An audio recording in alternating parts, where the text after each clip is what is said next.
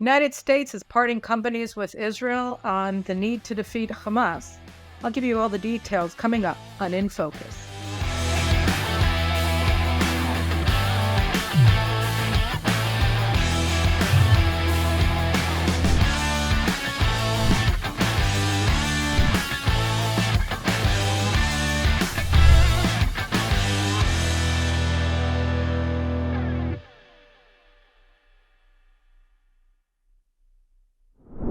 So for the past several days, we've been witness to a really terrible dynamic. And, I've been warning since the outset of the war, really almost on the heels of Hamas's October 7th invasion of Israel and the slaughter and the crimes against humanity, so many of them that it carried out that day when it was murdering 1,400 Israelis and kidnapped another 240 or so back to Gaza as hostages. And I said at the beginning, this is a problem already. The day after the slaughter, President Biden was demanding that Israel uphold the laws of war in its fighting, which of course Israel does as a matter of routine. So this was sort of a gaslighting kind of slander of Israel. Don't do something that you weren't going to do to begin with, but I'm accusing you of doing it by telling you not to do it. So that was already the beginning of it. And over the course of the next several days and weeks since then, we've seen more and more American statements and actions that led to the conclusion that this isn't all roses and sunshine, that the Biden administration is actually supporting Israel at the same time as it's supporting Hamas. And over the past couple of days, in particular this week, we've seen that these fears have materialized in a very blatant and distressing way. I would say over three different things. The first thing, which I'm going to talk about, is the hostage deal and hostages for ceasefire that President Biden is placing massive pressure on Prime Minister Netanyahu to accept. The second issue is what armaments the United States is willing to provide to Israel, what it won't provide, and how it's using military assistance and America's and Israel's dependence on America for its ordnance for the Air Force and for other forces to undermine Israel's war effort. And finally, the last thing I want to talk about is the way that the United States is defining what Israel's war goals should be and what Gaza should look like when the fighting is ended. All of these things countermand, undermine, subvert Israel's war effort and its strategic interests and imperatives. So I'm just going to go through them one by one. So right now, all of the headlines in Israel are riveted to the question of this U.S. sponsored or this deal on the table. It's a Qatari Hamas offer that the United States is now not only supporting, but is demanding that Israel accept, under which Hamas will free somewhere along the lines of 10 hostages and keep another 230 hostages in its hands. And in exchange, Israel will give it 5-day, 3-day, 2-day ceasefire. So this is horrible on every level. The offer on the table is a disaster for Israel, first and foremost, because it means that Hamas gets to dictate the pace and the number of hostages it'll free, when, under what circumstances. It places all of the cards in Hamas's hands. They're holding 240 Israelis, and they're calling the shots over who gets released and when. And so they'll dribble them out. In the meantime, they'll continue torturing the ones that they keep, continue to torture Israeli society, holding them over Israel. And of course, Hamas has no interest in letting all the hostages out, because the hostages are the ultimate human shields of the Hamas leadership. I wouldn't be at all surprised if our babies are now surrounding Yahya Sinwar and Mohammed Def, the two terror masters who were the architects of the entire October 7th slaughter. So they're using the hostages that they took, these innocent babies, children, women, men, who were stolen from our country and brought to enemy territory where they're being held by butchers. And so the deal on the table is Hamas's offer. This is what Hamas is willing to do. And so even having terms that Hamas is dictating massively undermines Israel's strategic standing and also our basic interest in protecting the lives of our people.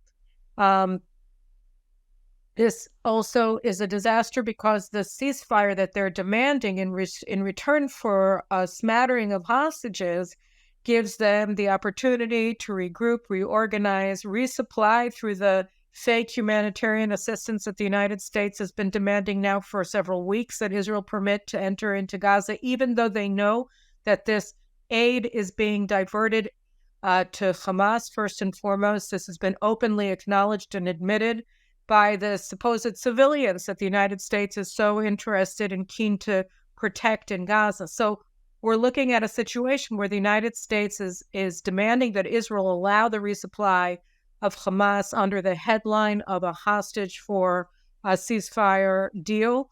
So this aids Hamas. It also undermines and endangers the IDF forces that are now operating in Gaza, right? I mean, I had, as a guest on the Caroline Glick Show this week, Semi Golden, the older brother of Captain Hadar Golden, who was killed and his body was snatched by Hamas during a humanitarian ceasefire during Operation Protective Edge in 2014. We know what Hamas does during these humanitarian or otherwise ceasefires. They seize our soldiers, and there are lots and lots of IDF soldiers on the ground in Gaza, and they come out of tunnels, and we haven't found out where all the entrances to the tunnels are. So this places all of our forces at risk of being kidnapped. So they let out 10. They take our soldiers hostage. Again, this is a disaster. It's also a disaster because it upsets our operational tempo and achievements, and so it sets us back. We're in the middle of encircling Hamas's command and control center around underneath Shifa Hospital in Gaza City, and here come the United States, swoop in and say, stop what you're doing, let them regroup, reorganize, resupply in exchange for 10 hostages that they'll choose, right? And you have to stop everything and place all of your soldiers at risk in order to get this deal that we're demanding that you take. And let's remember that this deal, from the American perspective, on the American side, is being brokered by Qatar. These are the same state sponsors of Hamas, of Al-Qaeda, of the Taliban, and Iran's closest ally in the Arab world that the United States through whom the United States gave Iran $6 billion just a few days before the October 7th slaughter. Those $6 billion are being held in Qatar, right? And the United States paid $6 billion to Iran to get 5 American hostages free. That's over $1 billion per hostage that they paid. Okay, and it's Qatar that stands at the front of all of this because they're Iran's banker, just like they're Hamas's wallet. So this is Qatar, and as my previous guest, who may hopefully we'll have him back on the show soon, Yigal Carmon, wrote on Memory's website, it's not Qatar that's holding the Americans by the scruff of their necks. It's the Americans who hold Qatar.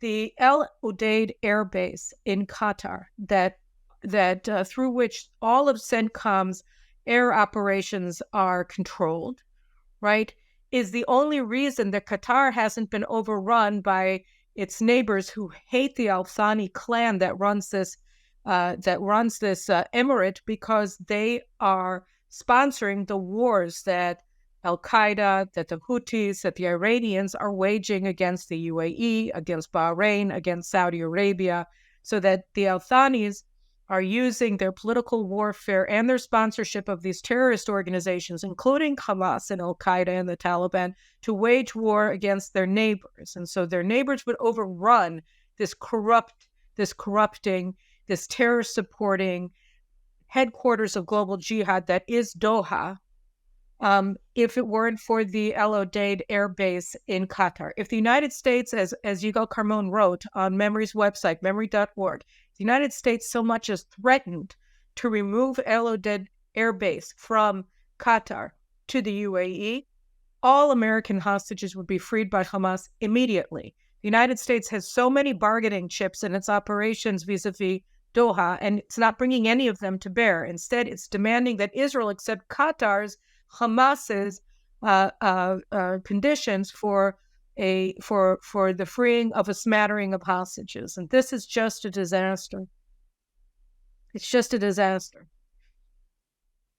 So that's the hostage deal, and we see already that that is under this incredible hammer of American pressure that the Biden administration is bringing to bear against Israel, not against Qatar. No pressure on Qatar. Qatar continues to be praised by the Biden administration.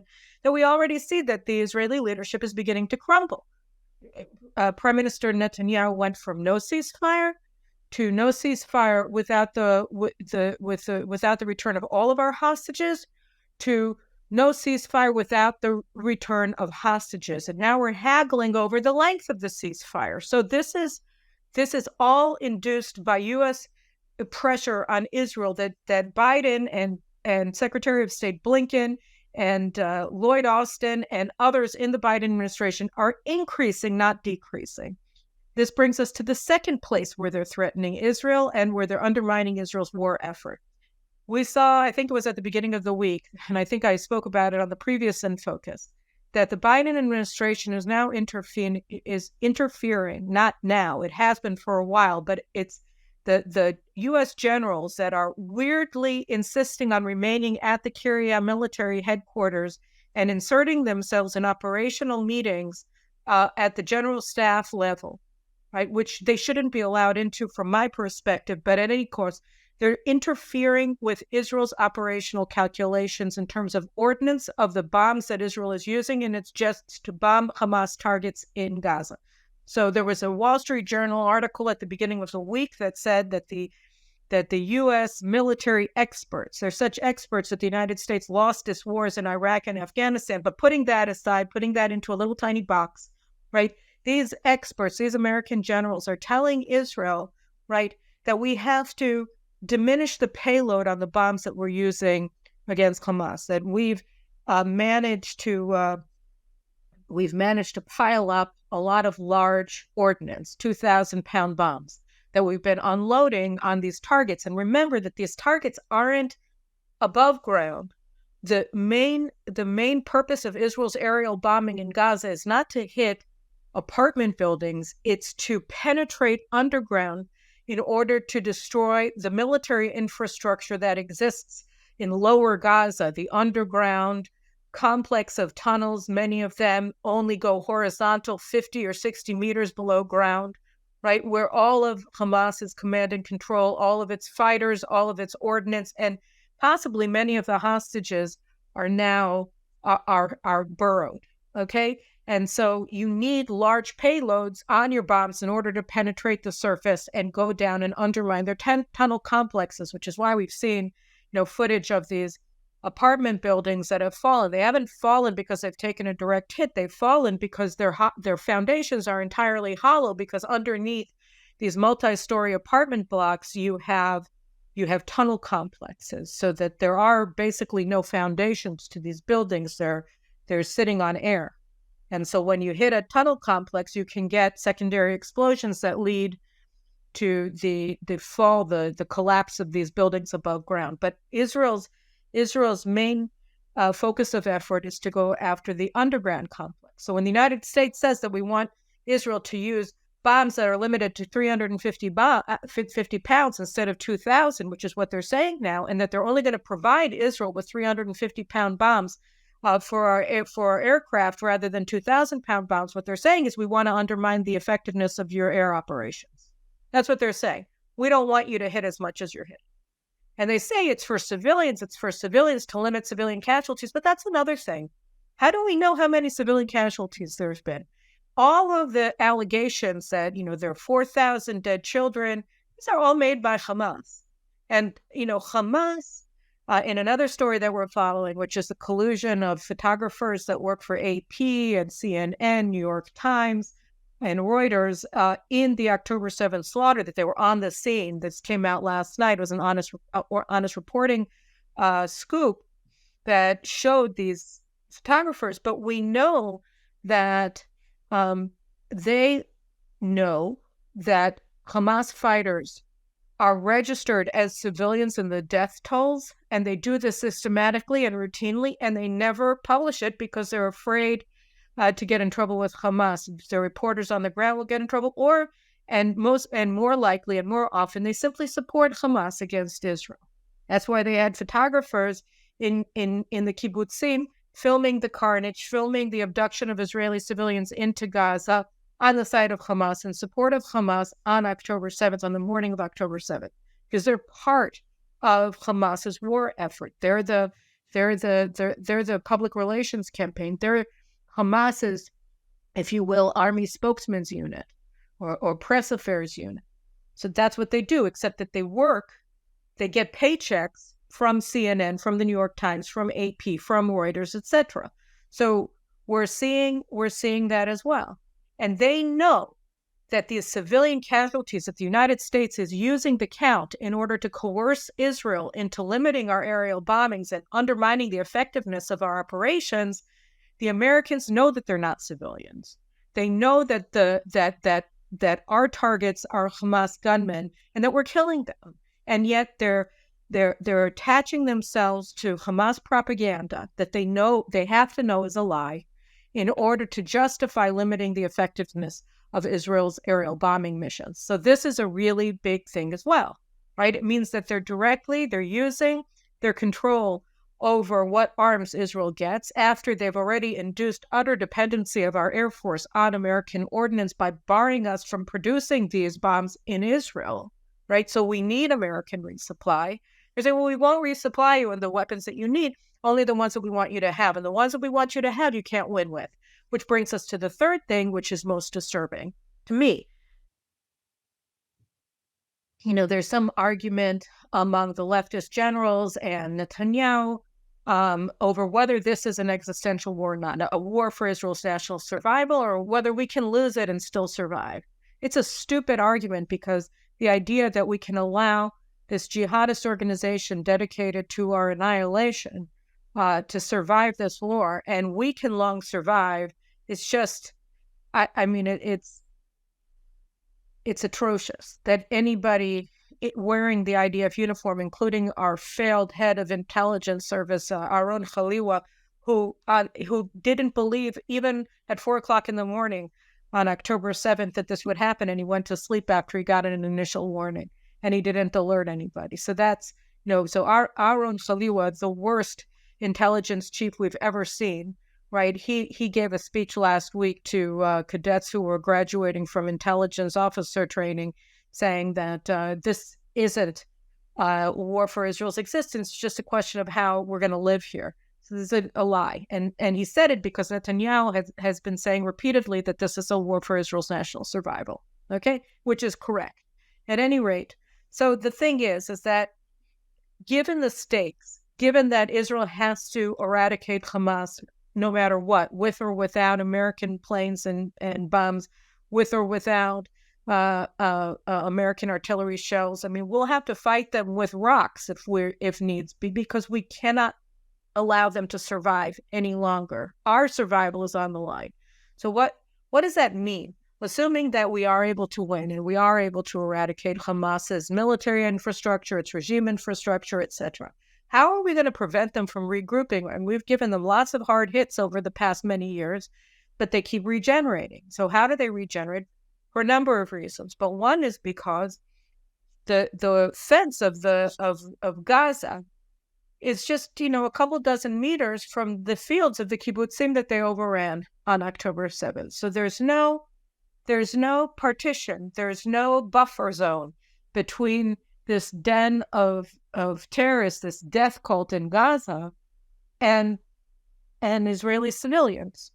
So until 2010, Israel had developed a buffer zone of 1 kilometer in width between Gaza and on the Gaza side of the fence, that Gazans, anybody who came across this perimeter was a military target.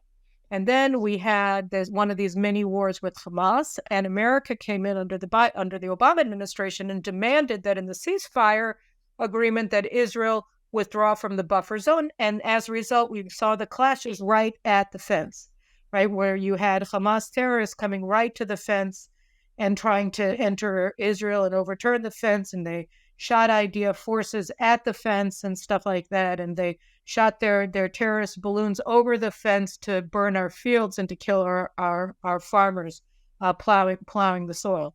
So this is what Hamas did, thanks to the Obama administration that denied Israel the ability to maintain its 1 kilometer wide buffer zone that extended from north to south along the border with Gaza. So I think that at a minimum, and I'm not just basing this on my own thought. I mean, these are statements, these are suggestions, these are recommendations that have been made by some of the military leaders, retired, that I most respect over the past several weeks, and even before what happened on October 7th, that in order to protect the communities along the border with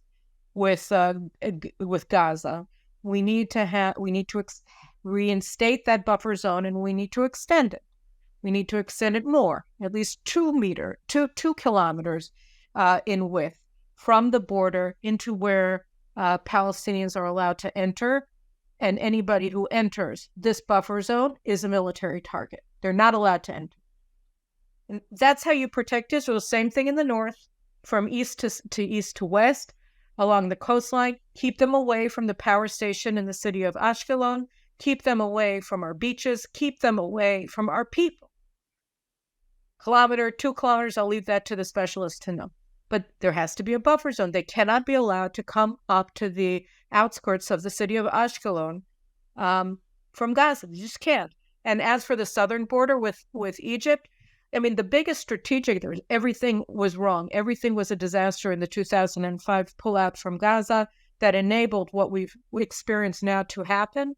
But from a military perspective, the stupidest thing that we did was that we withdrew from the border area between Gaza and Egypt. And that's given these terrorists control over an international border, which they've used to bring in their anti-tank missiles and their paragliders and they have like 50 to 20,000 missiles. Where do you think they came from? They're not all homemade. They're coming in from Egypt. And so, Abdel Fattah al-Sisi, who was promoted by the Muslim Brotherhood president, Mohammed Morsi, and to the position of first chief of staff of the Egyptian army, and then to defense minister under Morsi, under the Muslim Brotherhood, because he was aligned with the Muslim Brotherhood he became aligned with the Muslim Brotherhood during his sojourn as the Egyptian military attaché in Saudi Arabia, when Saudi Arabia was still supportive of jihad and Muslim Brotherhood and everything else before the Arab Spring. So he had been aligned with the Brotherhood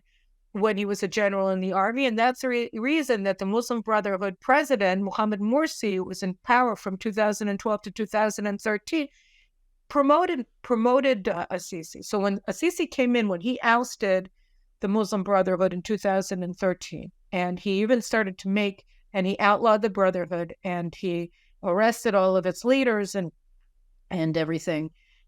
I was convinced, and a lot of other people were convinced that no, the fact that he had been previously aligned and promoted by the Muslim Brotherhood didn't mean anything. He decided that the threat to Egypt was too great, and that he was walking away from the Brotherhood just as the Saudis did, just as the UAE did. And maybe he did, except for one thing, that since October 7th, he's been acting as Hamas's ally.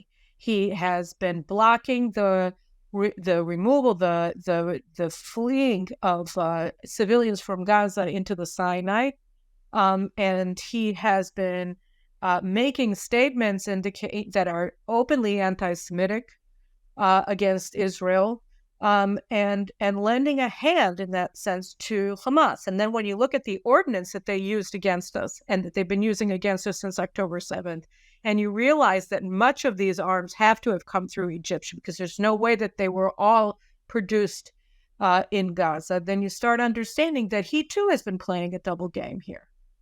And that's a big problem. It's a huge problem. And we have to figure out, because the U.S. military platforms that have been given in billions and billions of dollars in military assistance to Egypt, and the Abrams tank lines that are produced in Egypt, they are the most formidable military threat facing Israel. And Morsi, by the way, threatened to go to war against Israel if we demand that Gazans be allowed to free. And there's just one more thing parenthetically about this. People talk about the humanitarian disaster, the humanitarian crisis in Gaza, and I can't underline this strongly enough. There would be no humanitarian disaster, crisis of any kind for these civilians who voted Hamas into power and brought this disaster upon themselves if Morsi simply opened the gates and let them flee. You've had 11 million or 12 million Ukrainians who have left Ukraine since the Russian invasion. You had 5, 6, 7 million Syrians fled Syria during the civil war there. And everybody took them in. Turkey took them in. Jordan took them in. Everybody took them in. Iraq took them in. And then Europe took them in 2015, and brought about a disaster. But that's neither here nor there. The Europeans took them in. Everybody takes in war refugees. The Europeans were climbing all over one another to take in the Ukrainians. The only people who aren't allowed to flee a war zone are the Palestinians. They're required to stay put so that they can continue to wage war against Israel. That's all. So the fact that the Americans are siding with Qatar, right, in their Hamas directed or aligned hostage negotiations, and the fact that the Americans are not applying pressure on Morsi to open up the border to let the Gazans leave to Sinai or to a third party, into a third country now, means that the United States, with all of its demands for humanitarian aid to come into Gaza, are empowering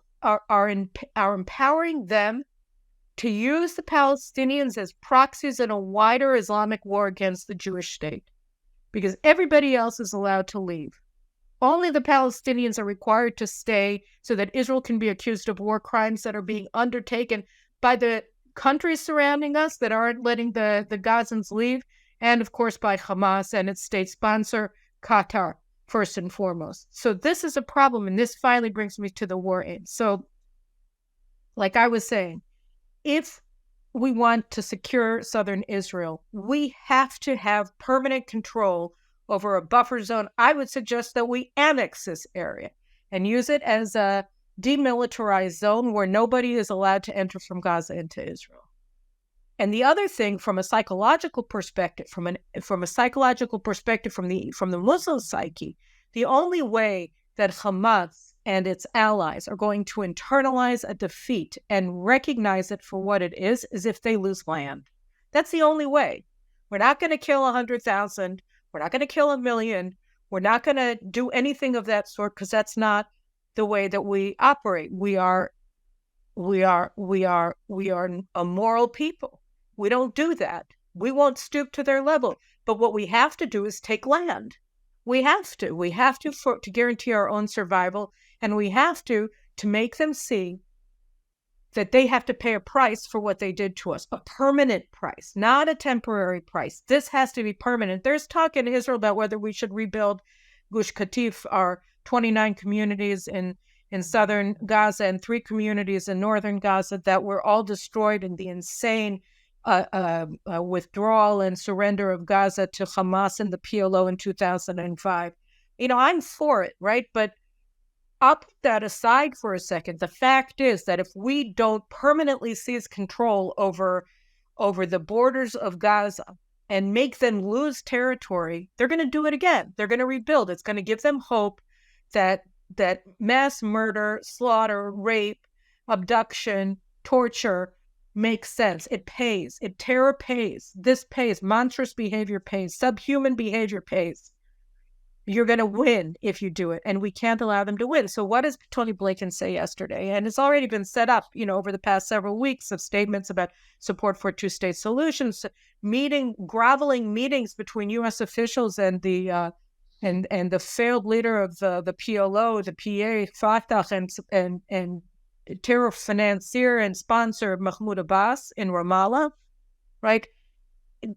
they've talked about what they want, but here Tony Blinken, speaking at the G7 meeting in Tokyo yesterday, made it all very explicit. I'm quoting from the Wall Street Journal from this morning. Secretary of State Anthony Blinken described a vision for rebuilding Gaza. Rebuilding Gaza. You want to rebuild Gaza? How about southern Israel? Our communities were laid waste. It's going to cost billions of shekels in order to rebuild Be'eri and Kfar Aza and all of these other kibbutzim that were overrun by Hamas, and our military bases, and our society. You want to rebuild Gaza? So yes, they do. So it says here, rebuilding Gaza, described a vision for rebuilding Gaza and a path toward Israelis and Palestinians living side by side, quote, in space of their own, with equal measures of security, freedom, opportunity, and dignity. What are you talking about? After World War II, the United States did not give the Germans, right, equal measures of security, freedom, opportunity, and dignity that the American people had because they didn't deserve it, because they were defeated and because they were monsters. But no, equal measures of security, freedom, opportunity, and dignity. This is what you want to give the people who voted Hamas into power and supported them and greeted them as they brought back their raped Israeli victims as conquering heroes with whoops of joy and victory parades where they spat on our women and children. Okay? You want to give them equal measures of security, freedom, opportunity, and dignity that Israelis enjoy. Yeah, because we enjoy so much opportunity and security and dignity. And he said this on the sideline of a meeting of foreign ministers from the group of 7 industrial democracies, that the U.S. objects to forcible displacement of Palestinians from Gaza. What does that even mean? You object to forcible displacement, so you don't want Palestinians to be moved from active combat zones to the south and, God forbid, out to Sinai, right? You want them to stay in place. So how can Israel defeat Hamas if you have civilians in place? Well, you object. You object to the forcible displacement. Why? Why do you do that? Did you object to Ukrainians leaving Ukraine? No, you were pressuring the Poles and the Hungarians and everybody else bordering them to take them in. Same thing with Syria. But here, no. There can't even be moved south of Wadi Gaza. Why? Because reasons. Then you say here, Mr. Blinken, no reoccupation of Gaza after the conflict ends, no attempt to blockade or besiege Gaza, no reduction in the territory of Gaza. So what you're saying, what the American position now is explicitly stated by the Secretary of State, is Israel isn't allowed to win, that Hamas will remain in place in Gaza, that the United States supports Hamas, that the United States does not support Israel's goal of eradicating Hamas. You want them there, right? That's what it means. No reduction of the territory of Gaza means they pay no price. Zero. Zilch. No attempt to blockade or besiege Gaza, because why? Everything that they brought in there was for jihad purposes, was for the purposes of building their machine of terror and slaughter, which they used against us to such great effect on October 7th. And you say that we can't blockade their coast? I mean, aside from the fact that international law requires us to do that, that's U.S. drafted Security Council Resolution 1373 from 2001 after the 9/11 attacks, requires the nation member states of the UN to blockade areas that are controlled by terrorists. But here you're saying no blockade or attempt to besiege Gaza. Everybody free to move in and out, whoever can, whatever you want. And they can stay in their cities. And we're going to rebuild them with U.S. taxpayer dollars, just like you did each time. And each time they took your money, they took your concrete and your building materials, and they built the underground warrens where they're all holed up now. And you saying that Israel can't use bombs that are going to be effective to destroy those areas. Then, if that wasn't enough, John Kerry, spokesman, just quoting from the Wall Street Journal this morning, spokesman for the White House National Security Council, later said, "We believe that the Palestinians should be in charge of their future, and they should be determining the voice and factor. They should be the determining voice and factor in their future." Well, la-di-da. They did in 2006 when they overwhelmingly elected Hamas. And by the way, the people that they didn't elect, the Palestinian Authority, is absolutely on board with the elimination of Israel, is absolutely on board with the slaughter of innocents. There hasn't been one condemnation of what Hamas did from any senior member of the Palestinian Authority. Not one. Oh, you say, oh, Mahmoud Abbas said something. That he said he was against killing on both sides. Well, thank you very much, Mr. Holocaust denier, right? That's what they did. Not one voice condemning what happened. And you want to put these murderers in charge, not only of Judea and Samaria, but of Gaza as well. So you look at this and you say, okay, it's all on the ground. It's all out there. It's all out there. America is siding with Qatar. It's siding with Hamas. It's siding with the Palestinian Authority. It's siding with Egypt, all against Israel. It's going to give us weapons, but weapons that won't enable us to win. That's what the resupply is about. It's limiting the capacity of the IDF to actually do the job that we require to do in order to survive. Because this is a war for national survival. Because these people invaded our territory. They conquered Israeli territory for a number of hours. And during their occupation, their hostile occupation of Israeli territory, they slaughtered, they maimed, they raped, they tortured, they burned alive 1,400 innocent Israelis, innocent, who didn't want to do anything to them. Our soldiers were asleep when they were assaulted in their beds. So you want to say it was our fault? It was our fault. You think we're not going to make accounting of all of these losers who run our military, who enabled us? Of course we will. But in the meantime, we have to use what we have. We only have one army, so they're leading it now. But they're leading it with a clear understanding that they're not going to get out of winning this. And what you're saying is we're not going to allow Israel to win it. Oh, and one last thing before I forget, you're also trying to undermine Prime Minister Netanyahu, right? I mean, Hillary Clinton, where did you find her? You got her out of some mothballed closet so you could cart her out and she could tell us today, I wake up to the news, so important, right? That Hillary Clinton said that Israel and the Palestinians are going to require new leadership in order to get to the two-state solution. So let me tell you something. I don't know whether Netanyahu should stay in charge or not. It depends whether he wins the war or not. As far as I'm concerned, everything begins and ends with that. But what I can tell you is that any leader that replaces him, who so much as winks in the direction of your vaunted two-state solution, is going to see hundreds of thousands of Israelis descending on the prime minister's office with pitchforks before we allow something like that to happen. Okay? Okay, so forget it. Now, you guys should read your own propaganda sheets. The New York Times has an article today, right, where it talks about what the goal of Hamas in taking this action against Israel was. It was to rearrange the chessboard, right, to make clear that the Palestinians are not going to be forgotten about and that they're not here for a two-state solution. They're here to eliminate Israel. That's what they said on record, in on-record interviews with the New York Times.